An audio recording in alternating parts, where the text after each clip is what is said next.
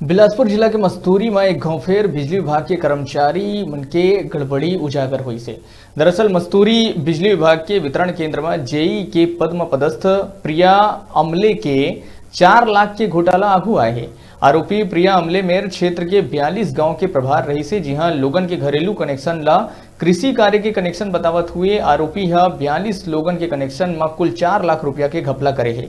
ये पूरा मामला की जानकारी जब बिजली विभाग के मुख्य कार्यपालन अधिकारी एसके जांगड़े ला होइस, तब ये मामला ले जुड़े दस्तावेज मन ला खंगाले गई, जहां जेई के घोटाला के काला चिट्ठा खुल के आगू आइस और मस्तूरी अधीक्षण अभियंता कतिले आरोपी जेई ला निलंबित कर दिए गई। ये काला करतूत में विभाग के और कई लोगन के मिली भगत होए के आशंका जताए जावत है।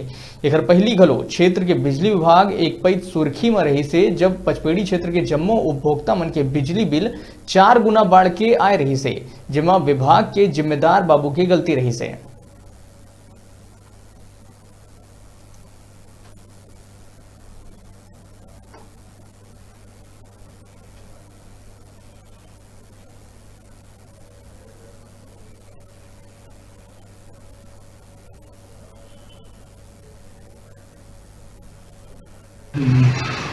शुरू में तो मैडम को सस्पेंशन कर दिया गया है ना, उसके बाद आगे विभागीय कार्रवाई जो भी होगी वो सब जांच अभी चल रही है।